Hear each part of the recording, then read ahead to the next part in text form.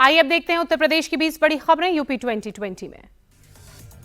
उत्तर प्रदेश के मुख्यमंत्री योगी आदित्यनाथ के शहर गोरखपुर में उड़ी नो हेलमेट नो पेट्रोल अभियान की धज्जियां। बिना हेलमेट पेट्रोल भरवाने आई एक लड़की ने पंप पर मौजूद सेल्स गर्ल से मारपीट की। गोरखपुर के आजाद चौक पर बिना हेलमेट स्कूटी से पेट्रोल भरवाने आई थी लड़की। पंप पर मौजूद सेल्स गर्ल्स के मना करने पर उसके साथ मारपीट की और मौके से फरार हो गई। गाजियाबाद के मुरादनगर में हाई वोल्टेज ड्रामा। टक्कर के बाद स्कूटी सवार महिला ने कैब ड्राइवर को हेलमेट से पीटा।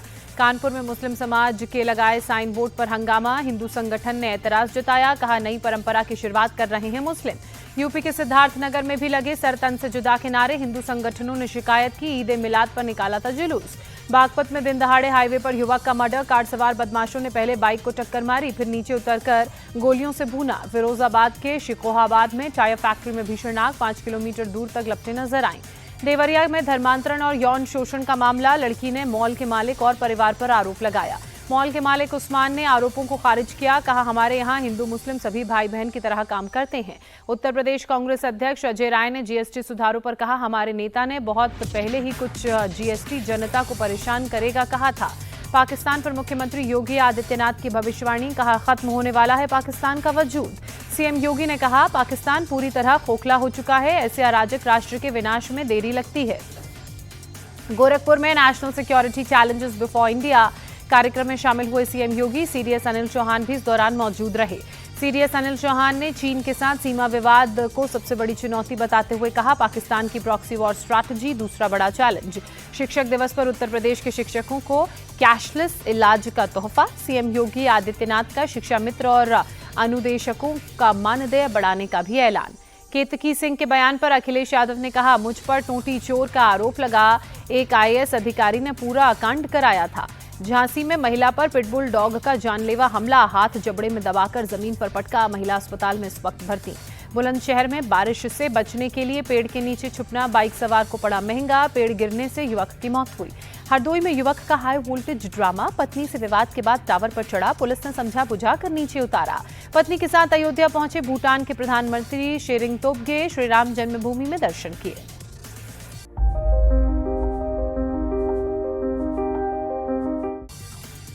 आइए अब देखते हैं बिहार की 20 बड़ी खबरें बिहार 2020 में।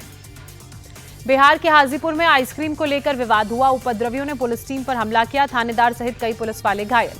हाजीपुर के कौआ चौक पर आइसक्रीम खाकर पैसे नहीं देने पर शुरू हुआ था विवाद। पुलिस के पहुंचने पर उपद्रवियों ने गाड़ियों में तोड़फोड़ की, पुलिस वालों से एक छोटा और एक बड़ा हथियार छीनकर फरार हुए। हंगामे के बाद मौके पर पुलिस के आला अधिकारी पहुंचे, भारी तादाद में पुलिस फोर्स की तैनाती, पूरा इलाका छावनी में तब्दील, उपद्रवियों की तलाश जारी। बिहार को लेकर केरल कांग्रेस का विवादित बयान, बीडी से की बिहार की तुलना, लिखा बी से बिहार, बी से बीडी, बाद में ट्वीट किया डिलीट। बिहार के डेप्यूटी सीएम सम्राट चौधरी ने कांग्रेस को अपने निशाने पर लेते हुए कहा, कांग्रेस ने पूरे बिहार का अपमान किया है, इनका असली चरित्र और चेहरा उजागर हुआ। डेप्यूटी सीएम विजय सिन्हा ने कहा, बुद्ध महावीर और गोविंद सिंह साहिब की धरती है बिहार, बिहारियों के अपमान का जवाब पूरा देश देगा। बिहार बीजेपी अध्यक्ष दिलीप जायसवाल ने कहा, बिहारियों का अपमान और बिहार को छोटा दिखाना कांग्रेस का काम, जनता इन्हें माफ नहीं करेगी। केरल कांग्रेस के पोस्ट पर नित्यानंद राय भड़के, कहा बिहारियों का अपमान करने में कांग्रेस और आरजेडी को आनंद आता है। बीजेपी नेता संजय मयूख ने कांग्रेस से की माफी की मांग, कहा राहुल की यात्रा की नाकामी के चलते बिहारियों का अपमान हुआ। बीडी से बिहार की तुलना को लेकर रविशंकर प्रसाद भी भड़के, कहा पहले प्रधानमंत्री की मां और अब पूरे बिहार का अपमान, आप और कितना गिरेंगे। केरल कांग्रेस के ट्वीट पर जेडीयू नेता नीरज कुमार ने तेजस्वी यादव से जवाब मांगा, बिहार का अपमान महागठबंधन के लिए राजनीतिक स्वाभिमान। चिराग पासवान का कांग्रेस पर अटैक, कहा यह केरल कांग्रेस की नहीं पूरी कांग्रेस पार्टी की सोच है। बिहार के राज्यपाल आरिफ मोहम्मद खान की नसीहत, लोकतंत्र लोक लाज के सहारे चलता है, सत्ता की चाह में मर्यादा को इतना नहीं गिराना चाहिए। केरल कांग्रेस के ट्वीट से आरजेडी का किनारा, तेजस्वी यादव ने कहा बिल्कुल गलत ट्वीट था, हम इसका समर्थन नहीं करते हैं। सपा प्रमुख अखिलेश यादव ने कहा, मैं बीडी के खिलाफ एक शब्द नहीं बोलूंगा, हमारे यहाँ बीडी से 3 करोड़ लोगों को रोजगार मिला है। लालू यादव का प्रधानमंत्री मोदी पर हमला, कहा विक्ट्री चाहिए बिहार से और फैक्ट्री दी गुजरात में। लालू यादव के बयान पर बीजेपी नेता नित्यानंद राय का पलटवार, कहा निराशा में बेतुकी बातें करने लगे हैं लालू, चुनाव में सुपड़ा साफ होना तय। आरजेडी प्रवक्ता प्रियंका भारती ने सवाल खड़े किए, गुजराती खाखरे पर जीएसटी शून्य तो गया के तिलकुट पर 18% क्यों। उपेंद्र कुशवाहा की जेडीयू को सलाह, समय रहते नीतीश कुमार को उत्तराधिकारी चुन ले। तेज प्रताप यादव ने कहा, मेरा आरजेडी से कोई वास्ता नहीं, महागठबंधन के लोग मेरे साथ आ रहे हैं। और आइए अब देख लेते हैं राज्यों की 20 बड़ी खबरें राज्य 2020 में। महाराष्ट्र के भिवंडी में कपड़े की रंगाई करने वाली फैक्ट्री में भीषण आग लगी। देखते ही देखते पूरी फैक्ट्री को आग ने अपनी चपेट में लिया। हादसे में किसी तरह की जनहानि की खबर नहीं, मगर बड़े पैमाने पर नुकसान की आशंका। दिल्ली के प्रताप नगर में 2 लोगों की गोली मारकर हत्या। अज्ञात हमलावरों ने वारदात को अंजाम दिया। सूचना मिलते ही मौके पर पुलिस की टीम पहुंची, केस दर्ज कर मामले की जांच तेज की। पश्चिम बंगाल में कूच बिहार के मेखलीगंज में एक युवक के पास से 10 और 100 के नोट मिले। पाकिस्तानी नोट थे। स्थानीय नोट बदलने वाले कारोबारी से पूछताछ कर रही है पुलिस। राजस्थान के झालावाड़ में पेट्रोल पंप स्टाफ पर फायरिंग के आरोप में एक महिला सहित 3 आरोपी गिरफ्तार। मुख्य आरोपी विकी यादव फिलहाल फरार। राजस्थान में बूंदी के देवपुरा में सरकारी रोडवेज एक बेकाबू बस ने 2 युवकों को मारी टक्कर। एक की मौके पर मौत हुई, दूसरा गंभीर रूप से घायल। हरियाणा के नूंह में एक जौहरी की बहादुरी से लूट की कोशिश नाकाम हुई। घायल होने के बावजूद जौहरी ने एक बदमाश को पकड़ा। भागने में एक हालांकि कामयाब रहा। ऑपरेशन सिंदूर पर army chief general Upendra Dwivedi का बड़ा खुलासा। 10 मई को नहीं खत्म हुआ था ऑपरेशन सिंदूर, 16 मई तक चलता रहा। पाकिस्तान को सता रहा था पीओके के जाने का डर।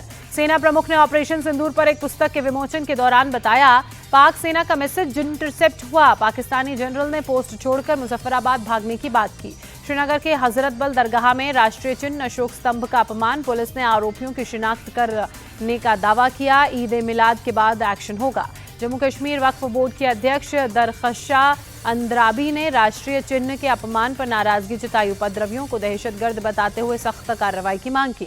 उत्तराखंड में रुद्रपुर के सिटी क्लब में कांग्रेसी नेताओं के 2 गुटों में भिड़ंत हुई। जिला अध्यक्ष और नगर अध्यक्ष के चयन के लिए रायशुमारी के दौरान जमकर लात-घूंसे चले। जोधपुर में आरएसएस की बैठक का आज दूसरा दिन। 3 दिवसीय बैठक में संघ प्रमुख मोहन भागवत सहित 32 संगठनों के पदाधिकारी हो रहे हैं शामिल। जमीयत उलेमाए हिंद के अध्यक्ष मौलाना महमूद मदनी ने मोहन भागवत के बयान का समर्थन करते हुए कहा, ज्ञानव्यापी जैसे कई मुद्दों पर बातचीत कर सकते हैं। मौलाना मदनी के बयान का बीजेपी ने स्वागत किया। कहा, यह अच्छी बात कि वो ज्ञानव्यापी मथुरा और काशी पर चर्चा को तैयार। अनंत चतुर्दशी के मौके पर आज गणपति लेंगे विदा। 10 दिन चले गणेशोत्सव के बाद गणेश प्रतिमा विसर्जन के लिए मुंबई पुलिस की खास तैयारी। 20,000 पुलिस वालों की तैनाती। पुणे में अनंत चतुर्दशी से पहले तैयारियों की समीक्षा की गई। पुलिस ने रूट मार्च निकालकर जायजा लिया। पुलिस का मकसद विसर्जन जुलूस को शांतिपूर्वक संपन्न कराना। एहतियातन बड़े पैमाने पर तैनाती की गई। उज्जैन में गणेश सवारी के दौरान लव जिहाद की झांकी पर बवाल। धर्म विशेष के लोगों ने पथराव किया। और आइए अब देख लेते हैं मौसम से जुड़ी 20 बड़ी खबरें मौसम 2020 में। बाढ़ प्रभावित राज्यों का दौरा करेंगे प्रधानमंत्री नरेंद्र मोदी। बाढ़ से हुए नुकसान और राहत बचाव कार्यों का लेंगे जायजा। राष्ट्रपति द्रौपदी मुर्मू ने देश में आई प्राकृतिक आपदाओं पर चिंता जताते हुए कहा, हम सब मिलकर चुनौतियों का सामना करेंगे। पंजाब के बाढ़ प्रभावित इलाकों का दौरा कर रहे सीएम भगवंत मान की तबीयत बिगड़ी। मोहाली के फोर्टिस अस्पताल में भर्ती, फिलहाल हालत स्थिर। दिल्ली के मंत्री कपिल मिश्रा ने पुराने यमुना पुल के पास बाढ़ प्रभावित इलाकों का दौरा किया। पीड़ित लोगों से मुलाकात की, उनका हालचाल जाना। कपिल मिश्रा ने कहा, अधिकारी और डॉक्टर मौके पर मौजूद हैं, मैं खुद रिपोर्ट ले रहा हूं। दिल्ली में मयूर विहार इलाके में राहत शिविरों में बाढ़ प्रभावित लोग रह रहे हैं। खाने पीने का किया गया है पूरा इंतजाम। यमुना का जलस्तर बढ़ने से नदी किनारे इलाकों में बाढ़ जैसे हालात। प्रशासन की पूरे हालात पर नजर। यमुना नदी का जलस्तर बढ़ने से नोएडा के सेक्टर 135 में बाढ़ जैसे हालात। सामान लेकर सुरक्षित जगहों पर लोग जा रहे हैं। अंबाला में भारी बारिश से कई इलाकों में जलभराव, लोगों को आवाजाही में दिक्कत। दुकानों और घरों में भी घुसा बारिश का पानी। कुछ जगहों पर घुटनों के ऊपर तक जलभराव। पंजाब के फिरोजपुर में उफान पर सतलुज नदी। गांव के गांव टापू में तब्दील। लोग घर छोड़कर राहत शिविरों में शरण लेने को मजबूर। फिरोजपुर पर दोहरी मार। पाकिस्तान से आ रहे बाढ़ के पानी से भी तबाही। भारत पाकिस्तान सीमा पर कई किलोमीटर तक फेंसिंग पूरी तरह डूबी। अमृतसर में भी हालात भयावह। लगातार हो रही मूसलाधार बारिश से कई गांव डूबे। सामान के साथ लोग पलायन को मजबूर। पंजाब में बाढ़ पीड़ितों को राहत पहुंचाएगी दिल्ली सरकार। बीजेपी सरकार और दिल्ली सरकार प्रदेश कमेटी करेगी मदद। बाढ़ बारिश में हरियाणा में फसलों को भारी नुकसान। सीएम नायब सिंह सैनी ने कहा, पोर्टल पर किसान अपने नुकसान की शिकायत कर सकते हैं। अखनूर और जम्मू के गांव को जोड़ने वाला पुल बहा। एनडीआरएफ ने रेस्क्यू ऑपरेशन चलाया।